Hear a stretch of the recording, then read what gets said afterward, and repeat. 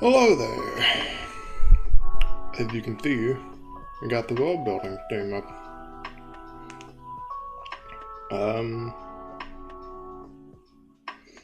I know the past couple of world building things we've mostly been drawing, but I'd like to actually get some like a lore building set up. I want to make sure I like it. So yeah, so that's probably what we'll be doing tonight. We'll probably pick a region on the map somewhere that's like relatively done. You know, it's got the lake, it's got the river, it's got all the topography done. And then we'll come up with lore sort of surrounding that.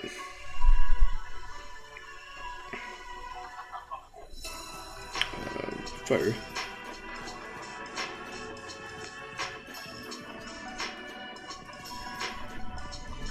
and then I've got an Excel spreadsheet set up in a different tab that I'll be putting all those notes in.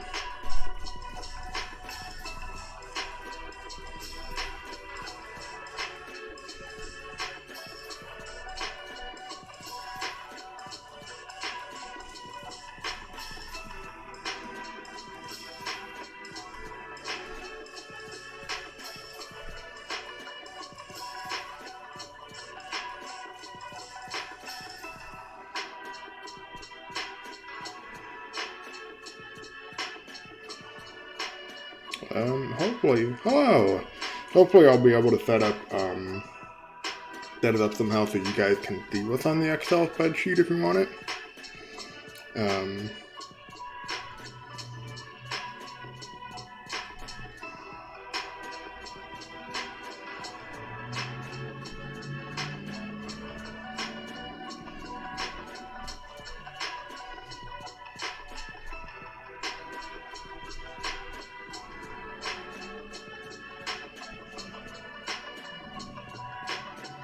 Alright. So like I was just saying, I don't know how much you caught. The plan for me tonight is not necessarily redrawing lines and stuff, because I could do that, but that I feel like makes for a pretty boring stream overall. You know what I mean? Because it's just like me talking as I like draw squiggly lines, and I feel like you guys don't necessarily need to watch that. So instead what we'll be doing is we'll be sort of like picking an area out and that's a bit slow because I'm using a mouse pad right now. And sort of like developing the area, like its culture, you know, who lives there, what lives there, you know, what are the people like, if any, that kind of thing.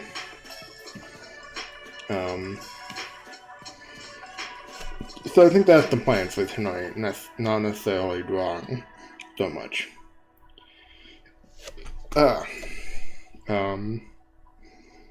And I've got two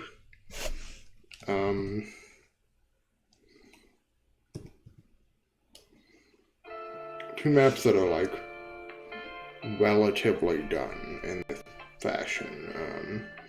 This one's got all the topography on it done for, you know, each of the continents in the equatorial belt, but it only really has lakes and rivers done on one spot, you know, one of the continents. And then this is the southwestern continent. It is this bit here, if you can see my mouse cursor. The topography is all done, but the lakes and rivers aren't. And then I haven't done islands at all, so there's not really going to be any island building yet. Mostly because I got some input that I had like too many islands in some areas and not enough in others. And so I'm going to try and rearrange some of them and sort of, you know, keep them in put them in where I want them, that kind of thing. But I haven't even started drawing them out yet. So yeah. So the most developed area probably in this world right now is like this coast region here. And maybe even the mountains up here. Second most would be like this sort of area here. And then this just has lakes, it doesn't have any rivers yet. And then nothing else has lakes or rivers yet. I just haven't gotten to it everywhere. Yeah, monk ass. Then there are other maps. There's areas north of this continent, and then this, and then there's a little bit south here. But those aren't fully done yet.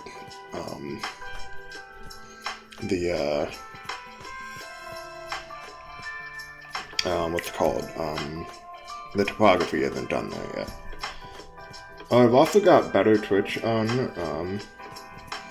here, by the way, so you guys should be able to use better Twitch emotes. Alright?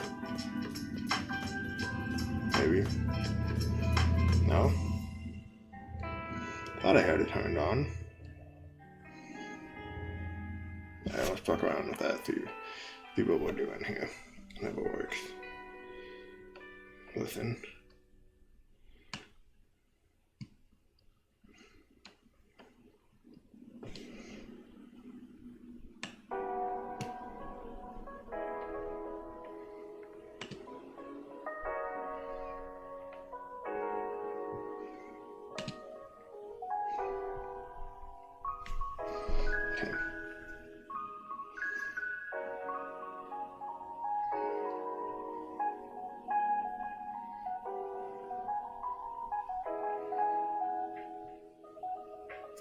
How do I add it? Do I have to add the specific emote?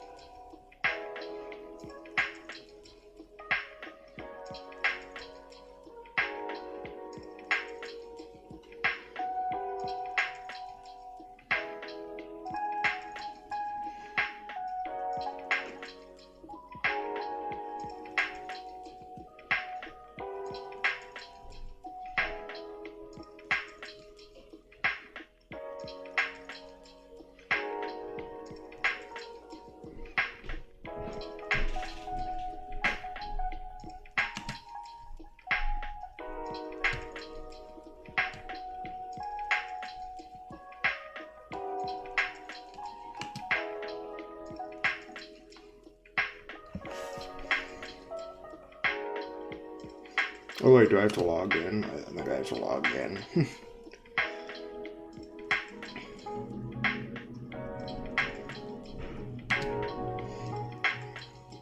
I do.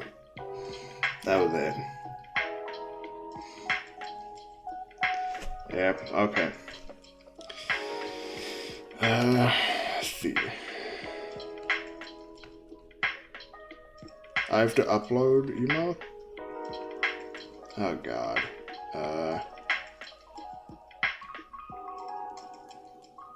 Oh wait, no. I don't. I can upload emotes, okay. But the better Twitch TV emote does. So monk ass now shows up.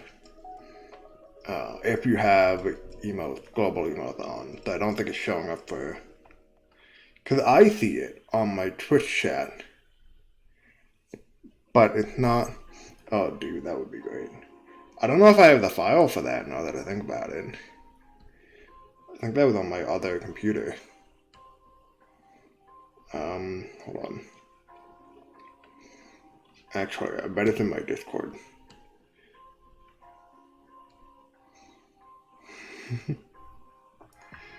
Alright, hold on. I know I've got it on my Discord. So maybe the file's on there.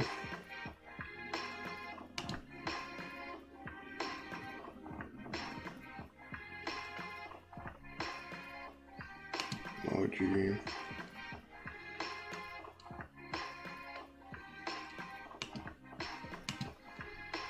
Oh, I can't grab the file, damn it. Yeah, like I'm fairly certain that the Weebgo file is on my my PC, which I don't have up at the moment, so I can't do that right now. Which is unfortunately unfortunate thing. But that said,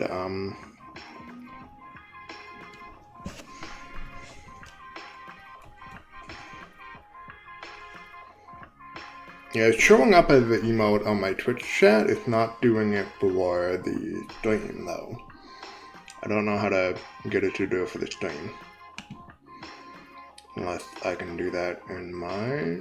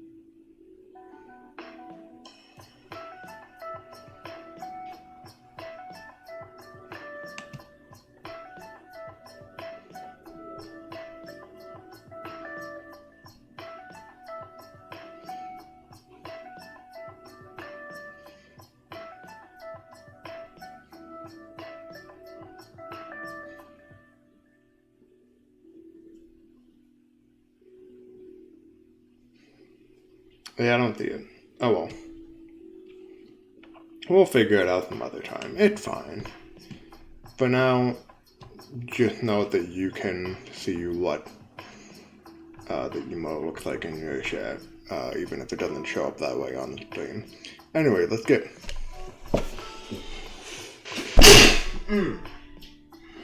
Wow. Sorry. Let's get back to doing that.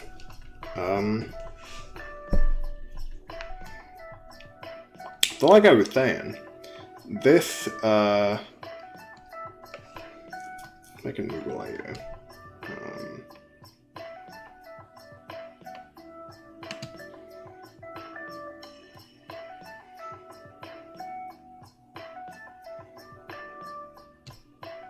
Okay.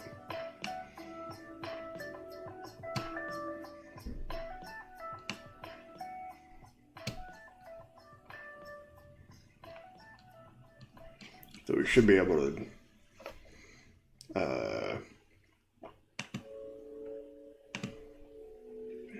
draw over, like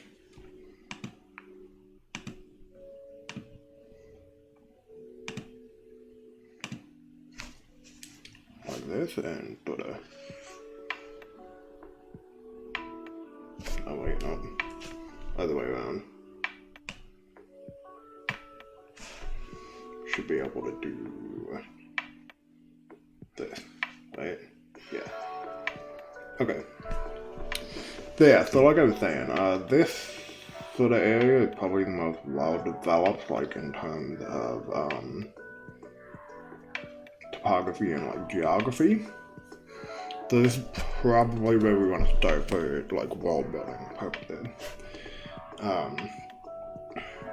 And I'm gonna have to pull up the master map, which might actually, oh boy, we'll see how well this works. It might wreak havoc on my... Okay. Oh good, we've actually got the area. Hold up. Turn off ocean. Oh wait, no, that's ocean. topographic C. There we go. Alright, so this lets us see what the climate here is generally. It's not 100%, it's more of like a general approximation. And these red lines that we see here are actually the 30-degree marker. And that's about where the maps cut off from equatorial to the next. So this line here is about at this 30-degree line here. And then this is the equator, and then that's 30 degrees south. We can see it lines up with what I was talking about earlier, where we've got this continent here, and then this number 4 over here is the bottom bit of this continent here. So, with that set up, and again, it's not 100% perfect. There are some changes that I would make, knowing a little bit more about the world now. And the black is just that there's mountains there. Because I don't actually know quite how climates work with mountains, like what the climates of mountains themselves are. But I suppose now would actually be a good time to look that up and see what it's like. So, for the most part, this area is going to be sort of like especially this area down south here, is going to be pretty tropical. Specifically, this like half or so before the mountain range is going to be like very wet, very tropical land. Which is in stark contrast possibly to this area down here, or even definitely going to be in contrast to this area over here. This area is going to be a fucking desert. Alright, like it's just desert. And that'll coincide pretty well with the master map. If we look at the topography over here, again, very deserty. Because we've got the massive mountain range here, acting as a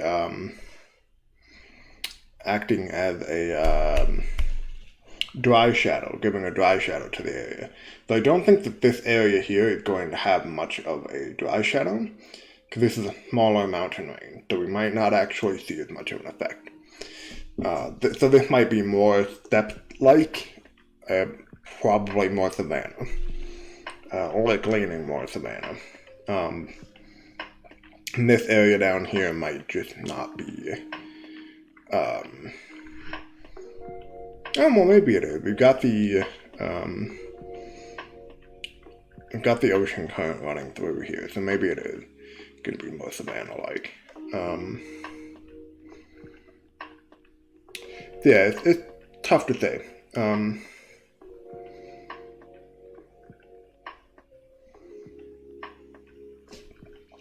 Let's assume that we've got a small steppe area here, around this mountain, and that the rest of this is sort of savanna, and down here, like right here where the warm current passes through, is actually going to be like wet monsoon area. So it's this sort of lighter blue here that we see.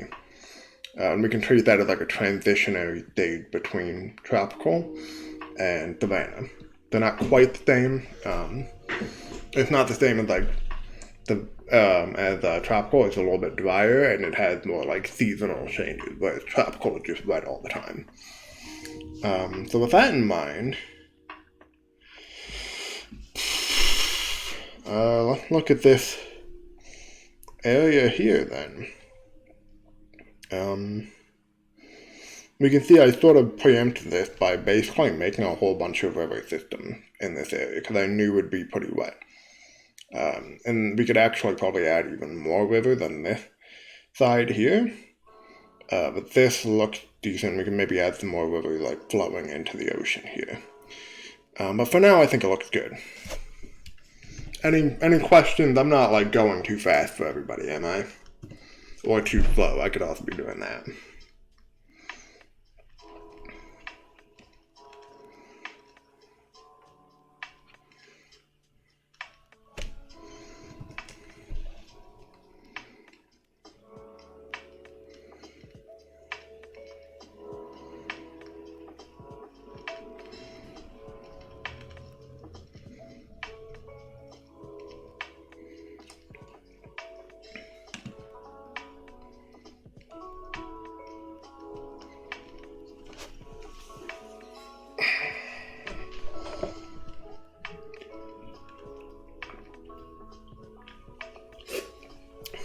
I await your answers, class.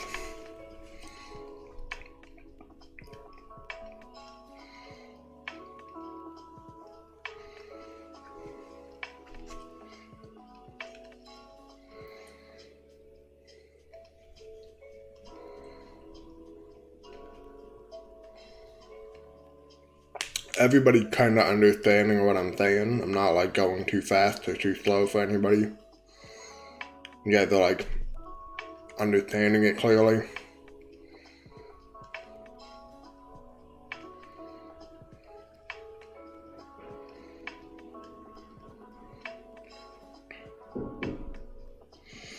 Okay, so this peninsula here, and I think this is kind of going to be where we start.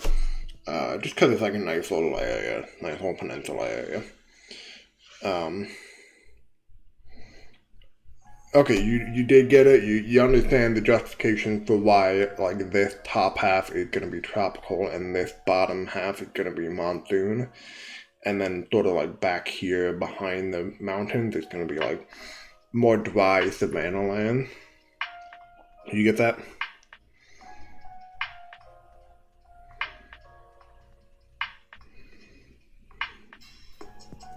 And of course, this is all how it is now.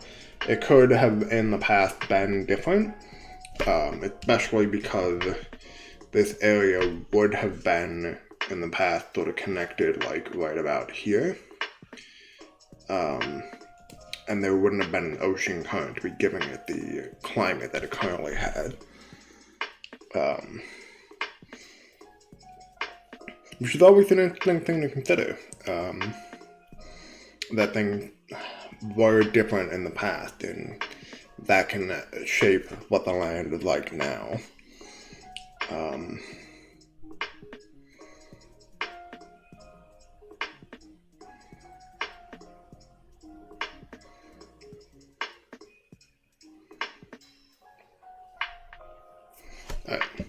let's stop fucking around. Let's actually get to some world building. So, the thing with like cultures usually, and like nation states, and so far as like we understand them in today's world, is that they tend not to expand too far out of like the climate zone that they originate from. So like it's entirely possible that we have like 3 different like ethnic groups, whether that be along species lines or like nations or whatever, in this area. You've got one on this side of the mountain, sort of like right about here, maybe even like down further into this sort of peninsula area. And then you've got one sort of in this area, up to about here, maybe even further, expanding further out up to about here. And then we've got another one pretty much in this area here, like this sort of basin area. And again, these aren't necessarily like hard and fast lines. You could have just one big conglomeration of people within just this area, or like just 2, where it's like the peninsula and everybody, in this basin here, probably divided alongside this river system, if I had to take a guess, and probably up the mountains. Like that would be where that border is. But backspace there. So that's kind of what we've got going on there. And I'm going to be asking you guys questions because I'm interested in hearing your answers. What do you think? Should we do, 2 groups of people, 3 groups of people? More or less. We can really do anything we want here. I think, as we go further down this peninsula and along the coast here, these people are going to be very, like their lives are going to kind of revolve around the aquatic trade. Whether that be trade itself or whether that be, the fish that they get from it or the warm weather and water that they get from it. Whereas these people, this group of people, especially if that border is sort of like along here or along this river, aren't necessarily going to be as focused on the ocean and ocean faring, because if you can see, based on just that little border I drew, this is kind of the only ocean border that they've got. This tiny little spot here. You've got maybe one port city there, and that's about it. And it would be in competition with any other bay city in this area, like one right there, or, maybe one right there. So, it's sort of interesting to see kind of the conflicts that can arise just from where people are placed, like land-wise. But I think the first question we should ask is, who or what lives here? We've got a whole bunch of options. We've got humans, elves, dwarves. We've got all those standard stuff. We could do fish people, cat people, sea elves, whatever. We can pretty much do whatever. We can do our own thing. I'm gonna go to the bathroom real quick, and I'll let you guys sort of talk about it in the chat. So.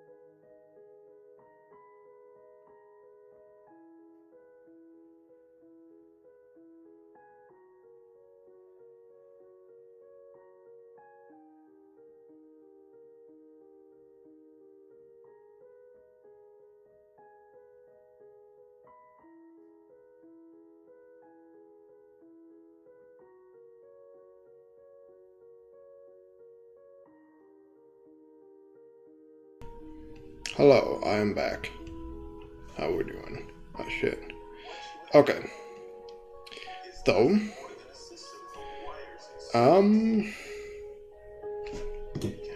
right.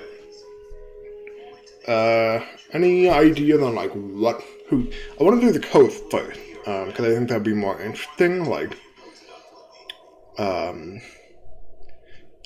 echo, ecologically, what's the word? Biodiversity. I'm trying to think. I think it's ecologically. That's the word. Basically, I want to get through that first because I think that that's more like interesting to talk about. Let's sort of deal. Where's the one current here? I think the one current ends about here. So let's say that this region, and I say region in like a pretty loose term, goes from about here, around here, around here, and then it goes out up here, and up, and I can't see exactly where it is, but up there, and sort of around this mountain range, and down here, and sort of like this.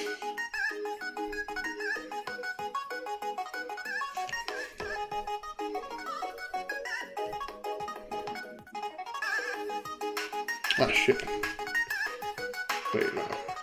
That's right.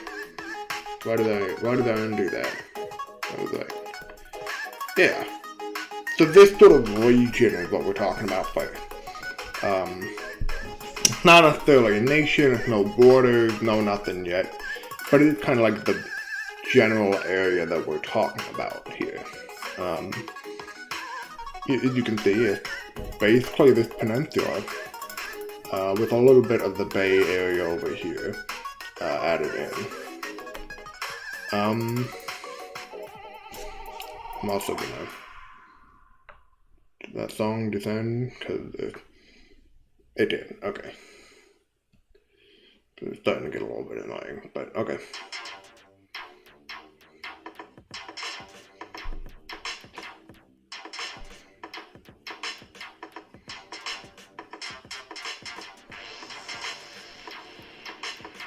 Sewer Ghost. I feel like I can work with that.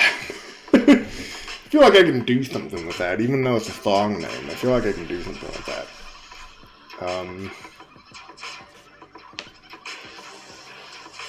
Well, I guess the first thing we can do is like what lives in tropical areas in our world.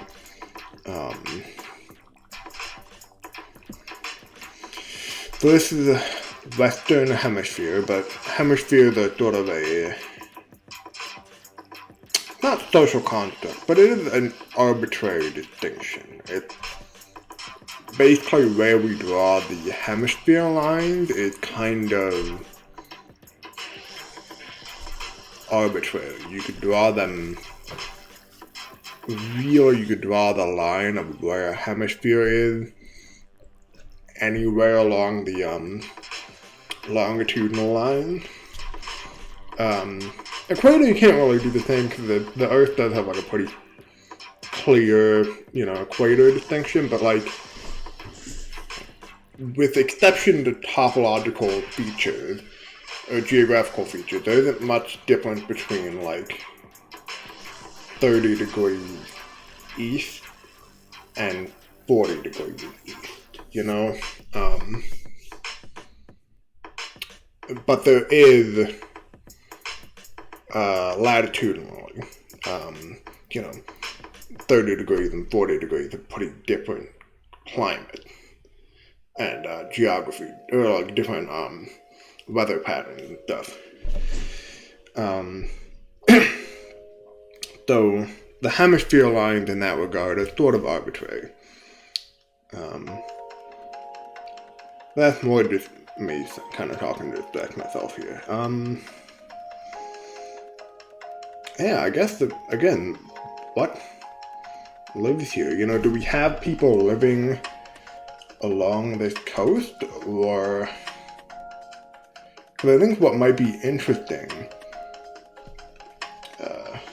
mouse, there we go. I think what might be interesting, because like right along here is sort of like where we've got like the most tropical areas of the coastline here. Like this is pure tropics, like rainforest level, raining every day kind of weather.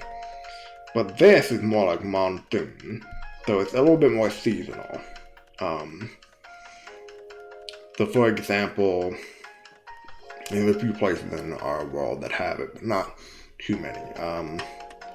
Basically they have a dry and a wet season, not like a winter, summer, you know, fall, spring kind of thing. They just have two seasons, and it's not the temperature that changes, it's the weather that changes. And it's like a 75-25 sort of split time-wise. So like 75% of the year is wet, 25% of the year is dry. But what if we had, especially down here, like on this edge of the peninsula, what if we had a group of people that 75% of the year, they were like nomadic. So 75% of the year, they spent their time down here. And then when it dries out for the dry season, they migrate up north for hunting and fishing purposes. Specifically hunting. Because as far as I understand it, fishing is not affected by you know, land season so much as hunting definitely is. So like things dry out, the fruit stop bearing fruit, you know. And while you could farm in areas like this, it might be better to instead gather and forage in a different location during those seasons rather than to farm and hope for fruit. So that would be, so the idea would be like the culture isn't permanent. Like it isn't like permanently shackled to this area. There are a few issues that come with that.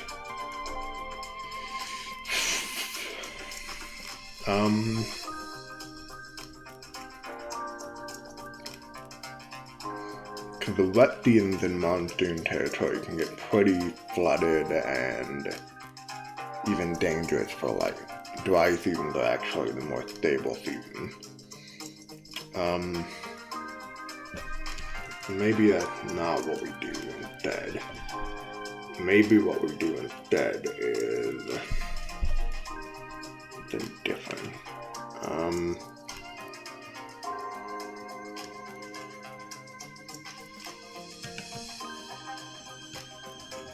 And again, as always, feel free to throw in your suggestions, guys.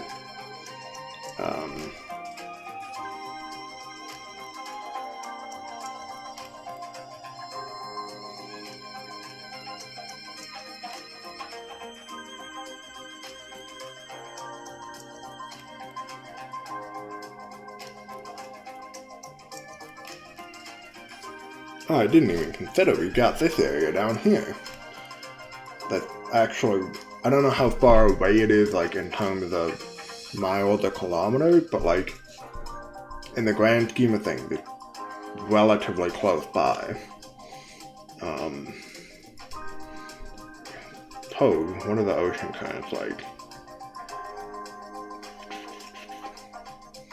Ironically, even though it's pretty close by, it'd actually be easier for societies building up here to travel down the coast and into this area, or up this area, than it would for them to travel across the strait here into this area.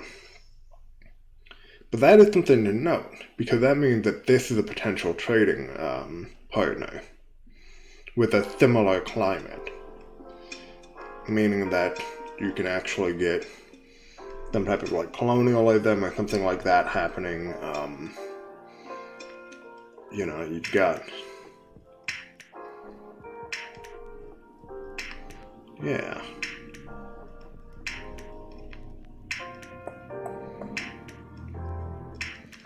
Because you're not necessarily,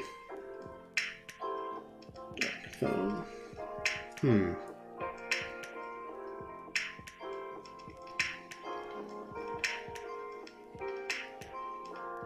I actually feel like this little section here, depending on how things go for like a society that would sprout up here, could be a pretty dominant force in terms of trade and exerting power over, at the very least, zooming out.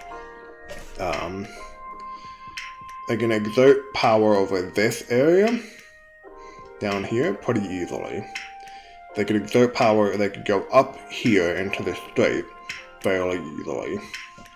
They can't really do anything here, even if they are close. It's more treacherous, and it's gonna take longer to just go straight across here. If they're just following along the current, this way is actually better, and they can even go further down into here.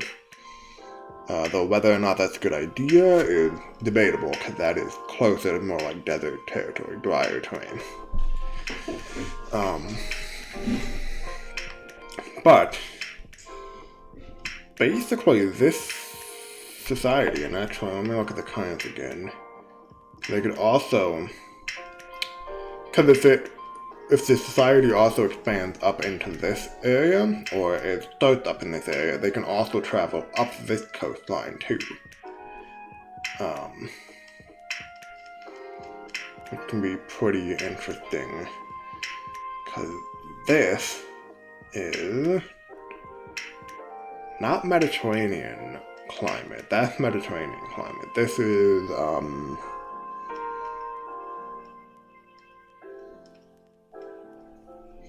wetlands, I think, like swampland type society, like very wet, very hot, very humid. But with still like more normal winters patterns that we see in like, think of like Florida. That would be sort of like this area down here. Or alternatively, think of some area that's Southeast Asia.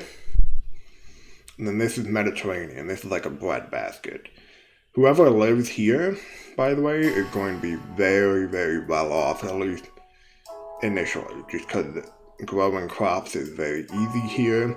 You've got this current down here that you can explore, and then you can also travel across. Yeah.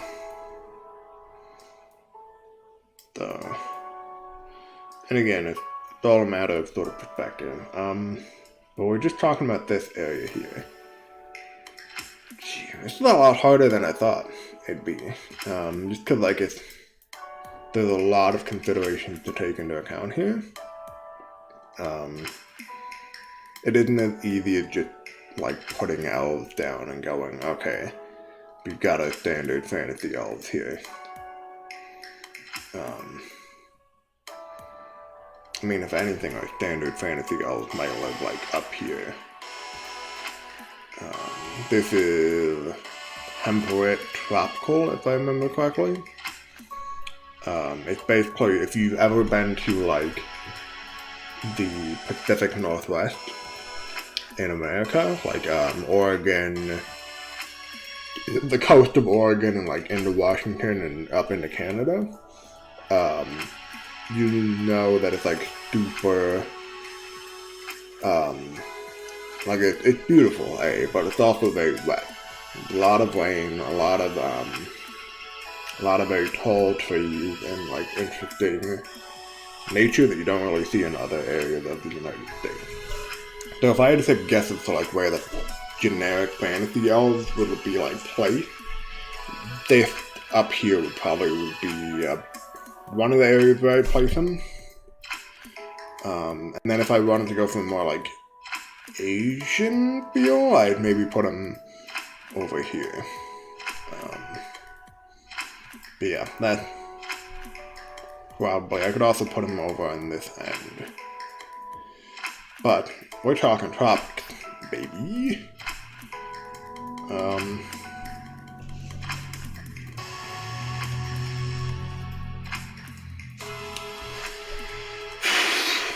So,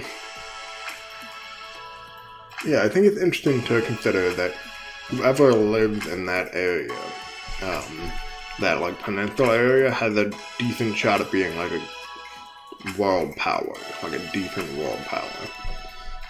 They're able to exert their influence over a lot of different areas, meaning that they could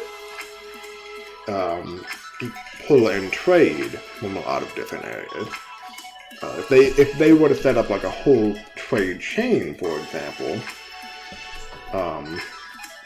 you might see like an entire trade network just spanning this little area here. And because they're here, they can also go north and take this area and have that trade center.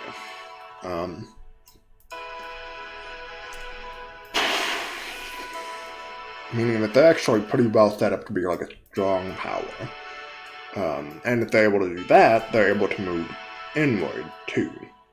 Meaning that they could reasonably conquer or colonialize any power in this like Great Basin area. And I'm gonna keep calling it like the Great Basin area because that's what like it looks like. It's sort of like a bowl. If you look at like how the mountains sort of all go inward, it's basically like a giant bowl. You can see like, you know, one edge of the bowl here, and then it curls around this way, and then get the other mountain range and it curls around like this way. So it's kind of like a giant basin. But if you've got a global superpower with trade and, you know, the only real issue that they're suffering is unstable climate, which can be worked around. You know, you don't necessarily, that's not necessarily like something to suffer under. But they can push up into this area and basically have like a pretty easily defended nation state, you know, just along like this border. And I'd actually probably draw the border. If I were genuinely considering this, I'd probably draw the border around here. And like that would be, you know, the entire border of this nation. And you know what? Fuck it. We're world building. Let's say that that's the state of this area right now. There's one nation, like one nation state, that controls this little peninsula area. And they have, through conquering or other means, managed to take this entire area. Possibly up into here, although I will need to do some research on how mountain ranges work in terms of climate. So let's do that right now, actually.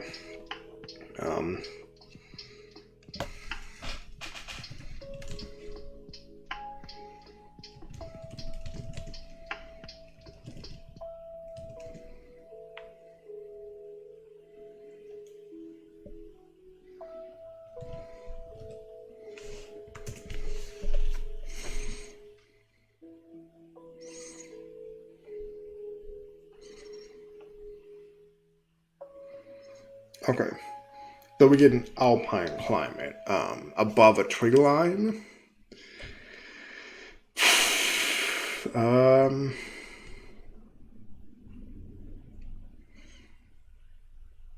But what is the tree line?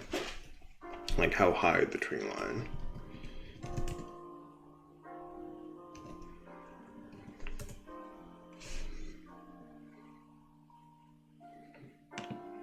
Tree line elevation. Thank you, Google.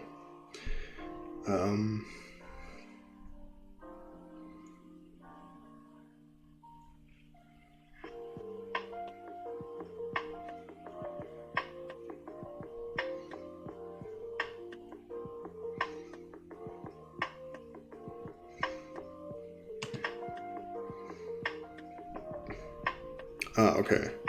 The tree line changes from latitude. Okay. It looks like it's higher depending on the... So, if you have... let's see.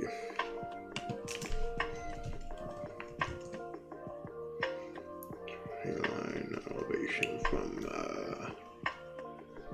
30...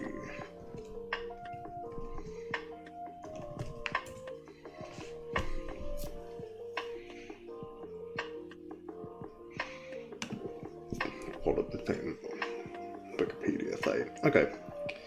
Alright.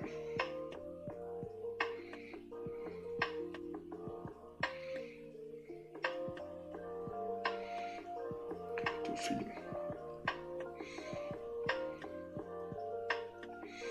Okay, so let's see, north to south.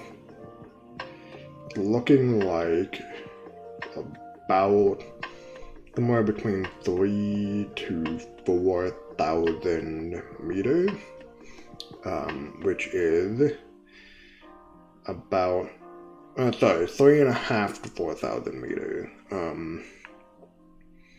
which is about 11,000 to 13,000 feet. And luckily for us, our topography is color-coded, and we've got both meters and feet. The top line is meters, the bottom line is feet. So, this area is about where our tree line is going to be in the current area that we're looking at. So the darkest brown and the brown color just below that. So, for our mountain range, look at that. Our tree line is going to be somewhere about here. At least like that's about where the tree line is. And that's where the climate changes drastically. It gets a little bit cooler and drier the higher up we go, no matter what. But like, in terms of where the climate changes, basically our nation could look something like, well, basically like this. We add, we've got this river here, add, stay up here, and we'll go like that. We basically add that on, pretend this isn't there. And this sort of like, so like if we take all of that into consideration, let's remove all of the lines that I've got here. Basically our nation, like our little nation, you know, whatever we're calling it, kingdom, empire, whatever we're gonna call it, the borders of it could run anywhere from about here, and cross over this. Probably don't want to go too far past here, like that. And then we also run it from here. And we might as well go all the way down to this river chain here, even if the climate changes a little bit. And basically this entire like area here is all under one rule, you know, whether that's, again, it could be a nation, it could be like a, you know, confederation of different tribes, whatever it is. You know, this area is sort of under that control. And historically, what would have happened is this group down here along, you know, in the peninsula would have migrated and or conquered up into this group here. So, whatever group we got here, it's possible that there are two ethnic groups. One that was previously subjugated by the other. Though how long ago that would have been, you know, like obviously that, you know, if that group is still alive, you know, if that group wasn't incorporated into, you know, it's possible that there's two separate ethnic groups, possible that there aren't. But basically what we've got going on here is two groups of people now being made into one. You know, whether that was mutual or whether that was through force, that's something that we can work on now. So I don't worry. Let's come up with two groups of people that would have been here. They don't need to be human. They don't even need to be the same species. They need two groups of people.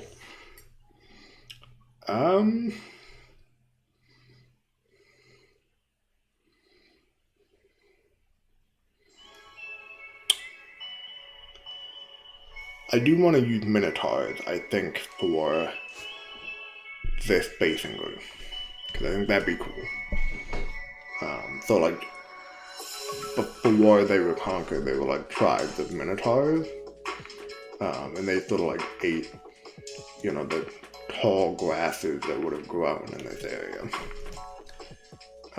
And even lived up in the highlands a bit. Does that sound good? Does that make, like, sense? I think that sounds pretty cool. Basically, they would have been, like, a nomadic wandering group that foraged off the land itself. Though they may have been beginning to farm or already been farming and setting up, like, full, you know, like, full cities and stuff. Because if you look, it's not a bad idea to be doing that. Maybe, like, they got pushed out and up into the mountains, or they got incorporated into this broader nation by whoever lives here. So I think I want to be a little bit more aquatic themed, or more like tropic themed.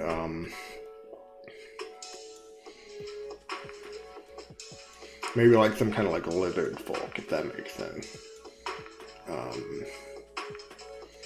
Whether that be like dinosaur types or like alligators and crocodiles, or whether that be like the traditional D&D kind of lizard folk.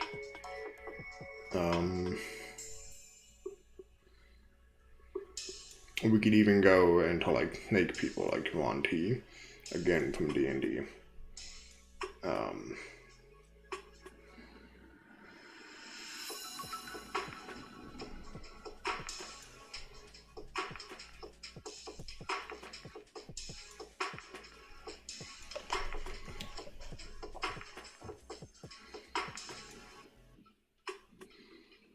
Actually, I feel like changing the borders a little bit here. I think we should do from basically here. So let's say we've got our like lizard people, our minotaur people, and they were pushed out, and most of them were pushed out of their land and had to migrate over the mountains and now live in this area down here. They've been sort of kicked out and forced to live in this area.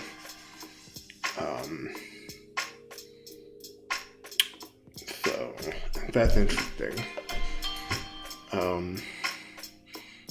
So while there might still be minotaurs here, any that do live here are treated as almost like a, maybe not second-class citizens, but like,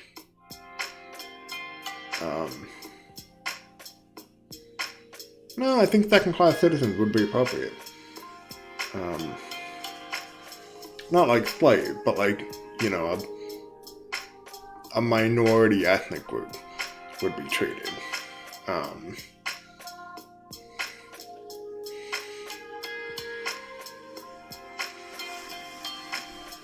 Okay, well, I'll start writing this stuff down, because I'm interested, I'm invested in this.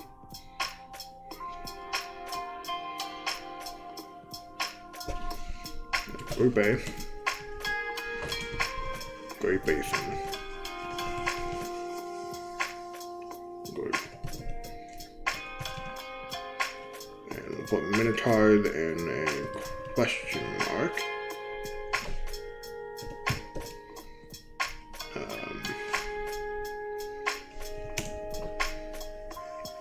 Either subjugated or forced from Great Basin by Group B on the tropics. Okay. So now, okay, so I think that's like the bare bones of an idea that we've got going on. We've got a group from this, Great Basin area. The big Dust Bowl, or whatever, the Vanna land down here, who have either been kicked out of and forced into this sort of smaller basin area, who are incorporated into the new sort of society that lives here.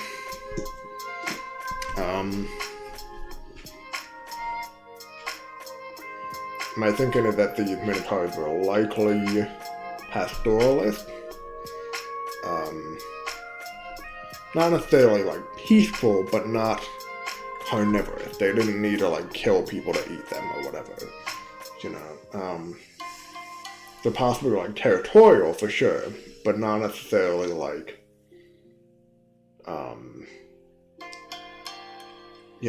cannibalistic or carnivorous. They can live off of the tall grasses that naturally grow in this area. And likely would have farmed it. Especially, I'm thinking this big lake here with all of the rivers feeding into it was likely and is likely a major power center. Previously for the Minotaurs, maybe now for whoever lives here. Just because it looks fairly strategically located. You've got the mountains at your border.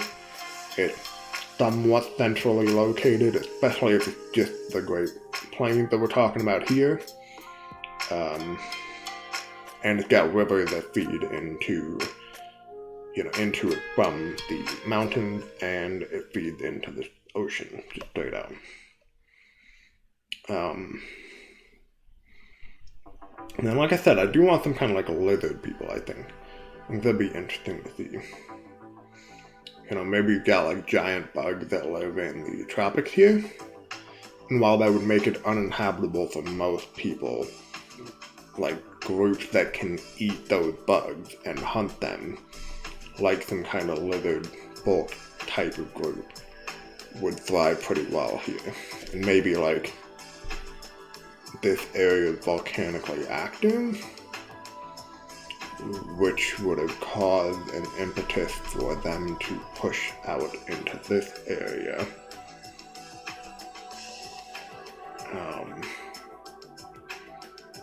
No, that makes sense. If they thrive off of bugs, necessarily, or if they're omnivores,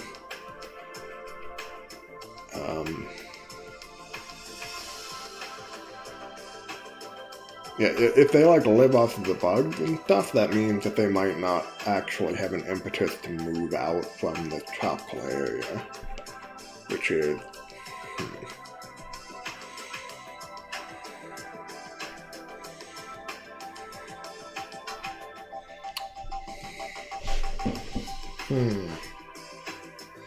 You guys got any ideas?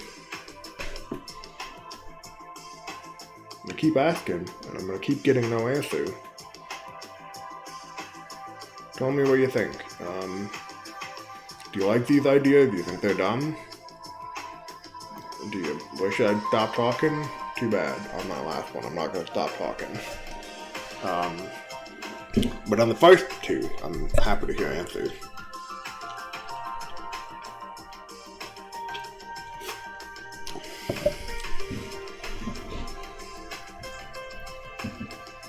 Should also be important to note that if we're going with this, it's actually more likely that this society that pushed this Minotaur society out likely originated from down here more so than up here. So while they may have control over it, maybe this is more like a wild area, that they have more limited control of. They're able to go up here because of the current and establish like Port City, but they're not really able to conquer it so much as politically control it because nobody else does. So the power base of the society might actually be more down here. With some like small ports up here. Which means, by the way, as well, that if any societies up here are coming here and interacting only with these ports, they might get a radically different view of what this society is like than if they were to, live within, or be within this bigger area here. Like I established earlier, it's easier for people from this side to travel here than it is from people from this side to travel here. At least if you're just following current, which is what most seafaring societies did, and where a lot of ocean travel still relies on. Just because the currents make it so much easier to just travel straight down, like you don't have to exert as much influence, especially if you're just using sails. And yeah, that's kind of where that's coming from. Another thing to consider is that we might not necessarily have like a full, maybe we've got like a draconic cult, and this is something that like my world has, but that I haven't really been able to put anywhere yet. And we might be able to do this like as a first one. So in this world there's cults. They're more like big religions, but I call them cults just because that sounds cooler. They basically will, worship dragons, and like specific dragons, as a living god. So like if there's a dragon like living in this mountain range here, this society would worship and revere it, and they'd essentially treat it like a pope, They might have like an internal ruling system, but if this dragon comes down and says, hey, you guys gotta do this, for X reason, they're gonna do it, or they're compelled to do it as per their worship, They don't have to, but if you're worshipping a dragon or a god and that god comes down and tells you to do X, you're probably gonna do X. At least I imagine that's how it works. I don't know, I'm not religious. We could have like a dragon living here or something, and it sort of like latched itself onto this society that started down here, and it basically helped them spread up and outward.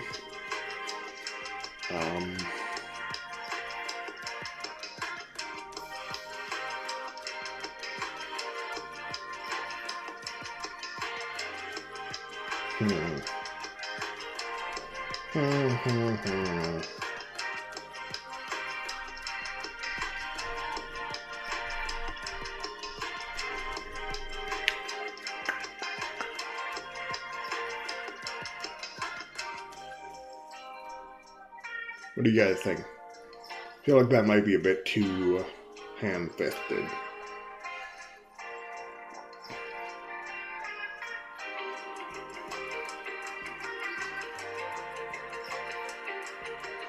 Yeah, I feel like that's too ham-fisted. Just have like naturally occurring in this specific case. I like naturally occurring, they're humanoid lizard people.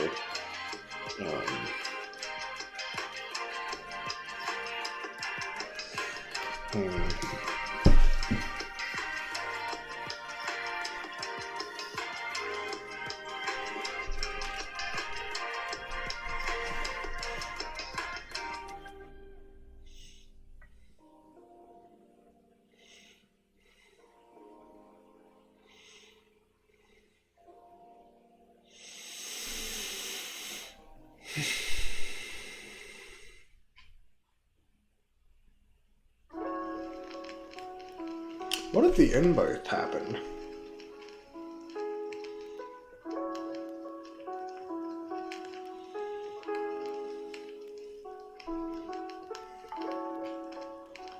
What if there was a civilization, a society living here, and the Minotaurs were living up here, and they conquered down into here before, like, the age of sailing and all that?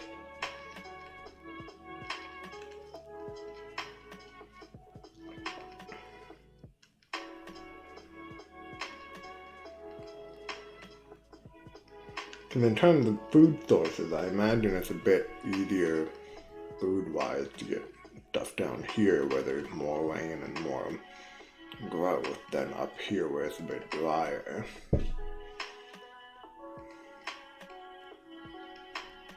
And then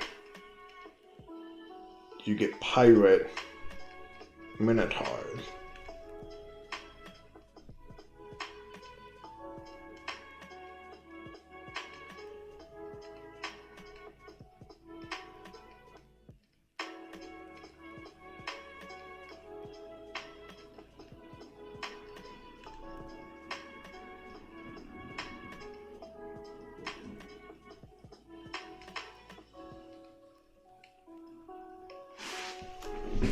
Take another look at this.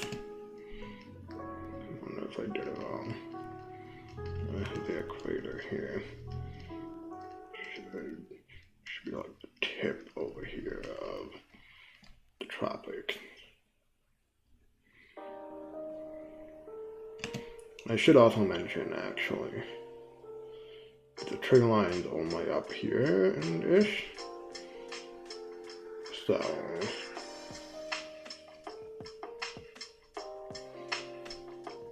Alpine's only up here in the small area. If we got like a generic dwarf living in mountain trope, which I'll admit I'm a bit of a sucker for,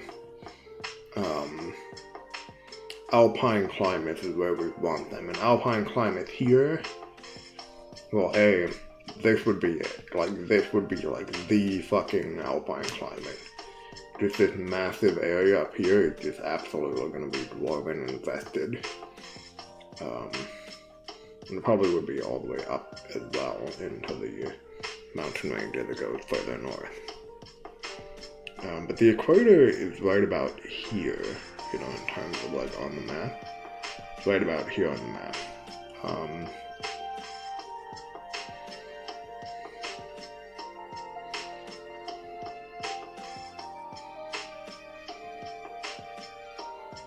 Maybe let's go with our pirate minotaurs, because I think that sounds cool. That sounds like a cool idea. I'm down for it. They are pirate minotaurs basically control from, say, this area. Done the wrong area. They basically control this area, you know, along the coast, up here. And they control up into here as well, probably. But maybe it's like a more feeble hold. And then like that. But they don't. What they don't control is up here. They don't really control this area too well. Because it's like very tropical. And the wildlife there makes it too hard to survive. So they don't actually control this area. But they do control pretty much everything around it.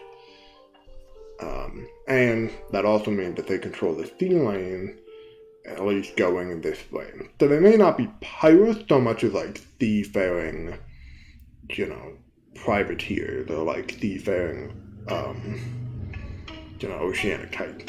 And because the climate is so similar from here to down here,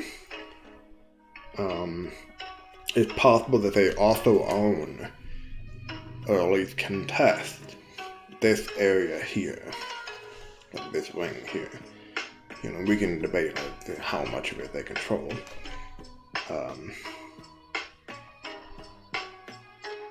Yeah, imagine like big shaggy like oxen minotaurs that ride on boats and sail across the ocean seas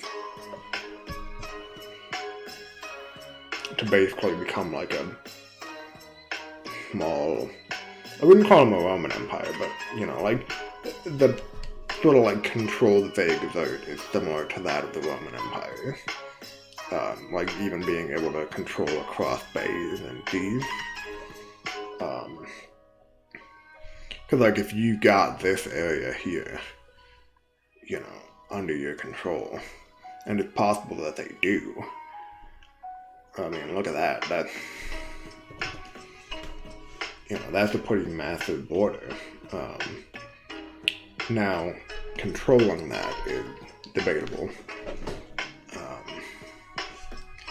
And then it makes this lake and it like being the sort of center of power for the society actually makes sense. You know, they wouldn't have had to move it from up here to here. They would have controlled it up here and moved down and expanded down here. And in this case, then, we can just have it be one group. You know, like one species with different ethnic groups. So maybe there was like a more adjusted society down here, like adjusted to living down here, that was sort of absorbed by this greater empire. And they're all minotaurs, but these minotaurs maybe look a little bit different than these minotaurs. Not much. They're minotaurs, they're, you know, big shaggy bull people, but they're, you know, they look a little bit different. In like in maybe distinct ways. And like they treat this area as sort of like a no man's land because they can't really push into it. The wildlife there is too harsh, too different from what they're able to survive in. They can't really eat most of the fauna there, or maybe the fauna there eat them. So this area is sort of like a wild land that they don't really control. In this case, we've got a Minotaur kingdom. A seafaring Minotaur kingdom. Which I think is pretty cool. So, we've got Group A. Group A. Great Basin Group. Minotaur.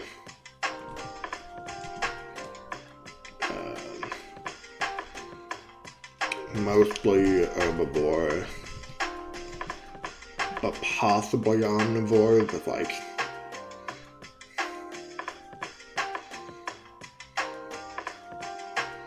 we can do mostly herbivore. We'll do mostly herbivore. Mostly herbivore. Wow, I can't speak for shit.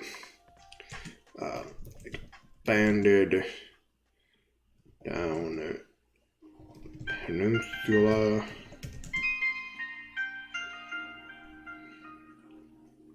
And they didn't conquer, they just absorbed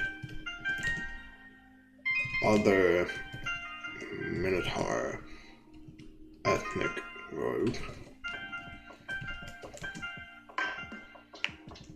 forming, we'll say, an empire for now.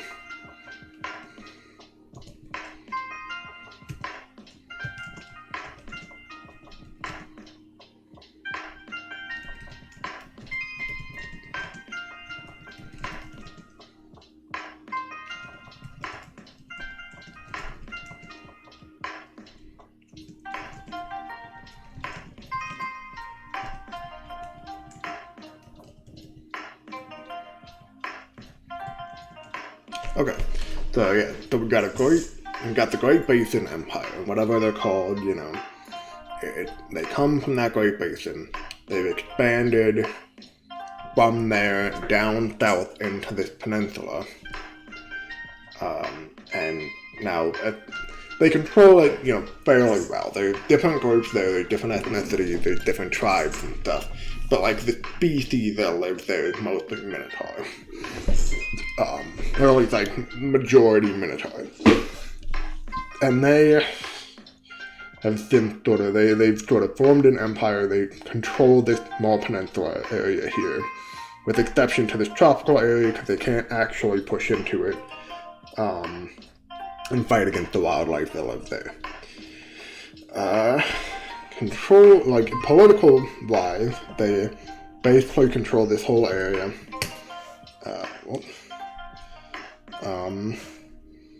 And use the warm current from here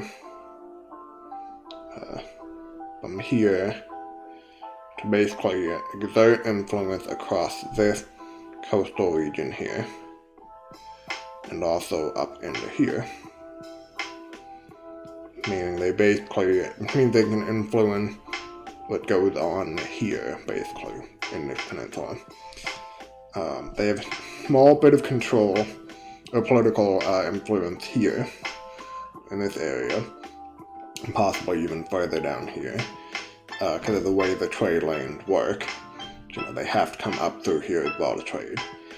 And then they also have a small port city up here, because they're able to control that, and that can go up here, and also get traded with from that direction. I think that's pretty interesting. I think we've got sort of an idea, like a bare bones of like a society that lives here, and like we get a general idea of what they're like. We know that they're minotaurs, they're herbivores, so they feed off of like the grass that grows here naturally because of the climate. And they've been, now that like the age of sailing is upon us, they've become a predominant force in this area, using the natural geography of the peninsula to sort of expand outward and use different trading lanes. And possibly are even trying to like colonize this area down here, or invade it, or whatever. We'll have to see who lives here later. But I think that's interesting. I think that sort of like encapsulates how this is gonna go for, not just for, for this, but also for like going forward with other areas of the map. Sort of like picking who lives here, deciding what they're like, and like what, deciding, what they must be like because of the geography and stuff that influencing them, a general idea of what their history is like, if there were other people there, or if they're the only group of people there.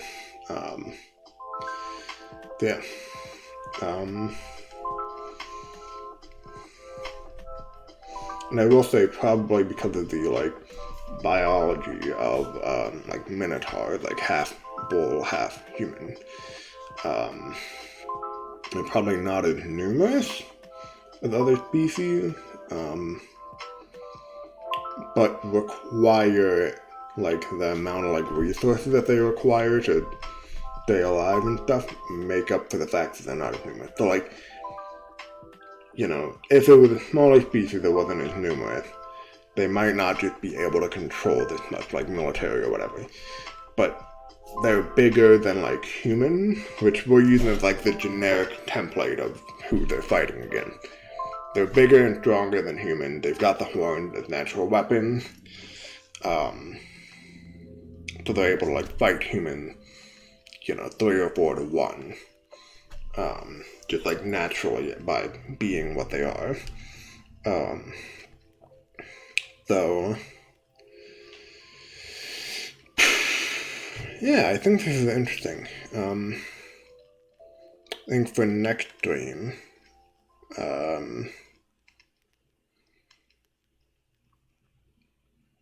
because I kind of want to do this again on a different stream. I think for like the next stream I do, whenever that is, we would work on like an actual like what the society more, like deeper dive into what the society is like here. And then we can't do everything because a lot of it is going to be influenced by other people around them. So maybe instead we could work next time on who lives up here. You know, the different group of people up here, there probably is. Because the climate is way different up here than it is down here. A hell of a lot drier up here.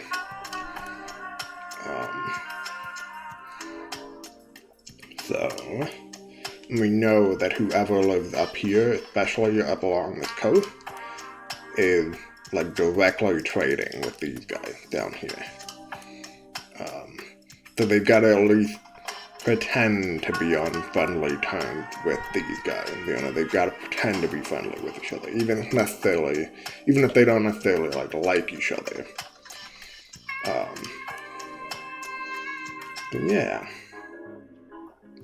And then the other thing we would need, I think, to know is who lives up in these mountains.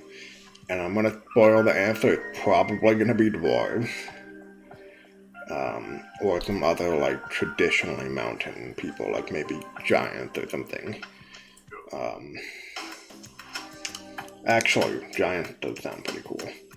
Just because, like, this is such a massive mountain range, it being mostly giants, or even, like, partly giants, that live up here.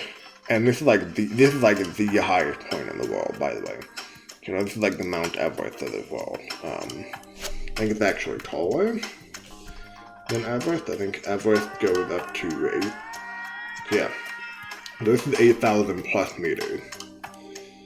And I think Mount Everest is like just about 8,000 or something. So this is about like Everest height. So it's like way up in the clouds and shit. So seeing like cloud top giant society up here would be interesting to see. And it'll be interesting to see how they interact with whoever lives, you know, with the Minotaurs that live south of them, and whoever lives down here along this coast. So yeah. That is, I think that's it for now. I'm gonna save. I'm just gonna breathe for a bit, because I need to save a lot.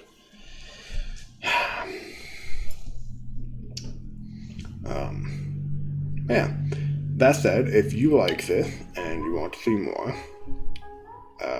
follow. I'm really bad about like giving out days that I'm gonna be, you know, on.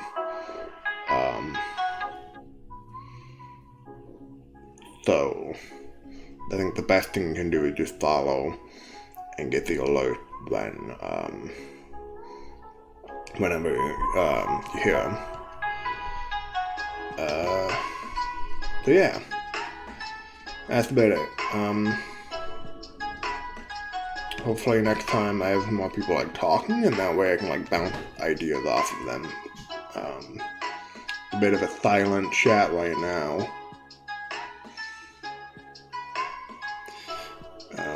Yeah, other than that, hope you guys have a nice night. I'm gonna keep saving, but in the background, but that's about it.